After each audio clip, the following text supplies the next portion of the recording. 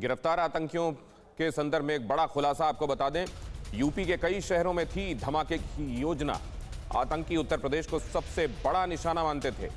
BJP के किसान सम्मेलन में था धमाके का प्लान। सोर्सेज बता रहे हैं 18 सितंबर को लखनऊ में होना था किसान सम्मेलन और इस किसान सम्मेलन में धमाके की योजना थी। अयोध्या और विंध्याचल में भी धमाके का प्लान था। काशी और मथुरा में भी धमाका करना चाहते थे आतंकी। नवरात्रि और दशहरे के मेले में भी ब्लास्ट की योजना थी। धमाकों में आईईडी का इस्तेमाल किया जाना था, सोर्सेस बता रहे हैं। मनीष यादव हमारे संवाददाता आपको इस बारे में और ज्यादा ब्यौरा दे रहे हैं। जी मनीष। दिनेश, 18 सितंबर को बीजेपी की किसान सम्मेलन कार्यक्रम प्रस्तावित है, जिसमें हर विधानसभा के 50-50 किसानों को बुलाया जा रहा था। ये सम्मेलन भी इन आतंकियों के निशाने पर था। इसको भी टारगेट करने की कोशिश में कर रहे थे। इसकी रेकी भी की गई थी। चूंकि इस कार्यक्रम में किसानों के बड़े नेताओं को रहना था। जो बीजेपी का किसान प्रकोष्ठ है उसके पदाधिकारी रहने थे। जो केंद्रीय पदाधिकारी हैं वो भी इस कार्यक्रम में शामिल होते और इस कार्यक्रम में मुख्यमंत्री को भी बुलाया गया था।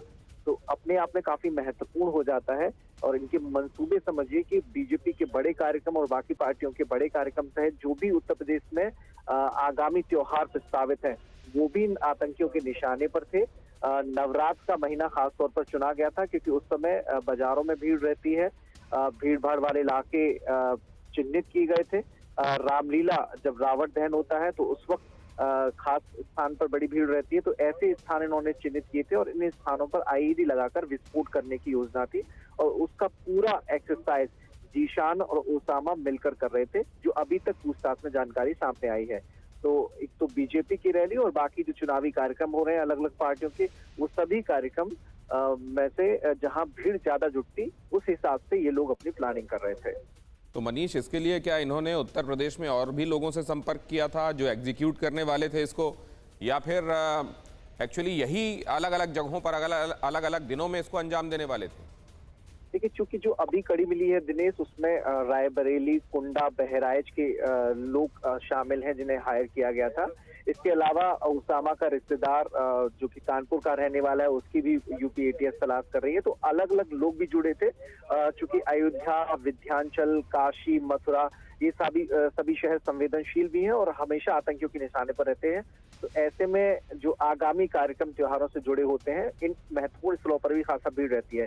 तो संभावना इस बात की जताई जा रही है कि इस नेटवर्क में और भी लोग जुड़े हो सकते हैं जिन्हें समय समय पर ये हायर कर अपने साथ जोड़ने की प्लानिंग कर रहे थे। तो एटीएस पूछताछ के जो इनपुट मिल रहे हैं उसके आधार पर आगे कार्रवाई कर रही है और आने वाले दिनों में एटीएस की कार्रवाई अलग अलग शहरों में और जारी रहेगी और केवल यूपी नहीं बल्कि यूपी से बाहर के इलाकों में भी इनके तार मजबूत तरीके से जुड़े हुए हैं।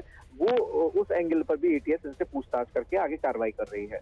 तो खास तौर से जिन जगहों के बारे में आपने बताया, जिन आयोजनों के बारे में आपने बताया, उसके बारे में अब कुछ सोचा जा रहा है प्रशासन शासन की तरफ से वहां सिक्योरिटी और बढ़ाने के बारे में, और क्या किया जाएगा, क्या एहतियात बरती जाएगी, इस बारे में कोई सूचना औपचारिक रूप से मिली है क्या? देखिए, अभी आधिकारिक रूप से नहीं कहा गया, लेकिन चूंकि ये चारों स्थल महत्वपूर्ण हैं तो ऐसे में यहाँ पहले से भी सुरक्षा व्यवस्था मुस्तैद रहती है। मॉक ड्रिल लगातार होते रहते हैं और कल की घटना के बाद पूरी यूपी में अलर्ट है ही। मुस्तैदी से ड्यूटी करने को कहा गया है। सभी जिलों के पुलिस कप्तानों को, अपने मातहतों को ये निर्देश दिए गए हैं कि मुस्तैदी से ड्यूटी करें और जो महत्वपूर्ण इमारतें। मनीष, आगे भी आपसे संपर्क में रहेंगे। आपका धन्यवाद। फिलहाल न्यूज़ टॉप 9 रोज सुबह 7 बजे और शाम 7 बजे सिर्फ TV9 भारतवर्ष पर।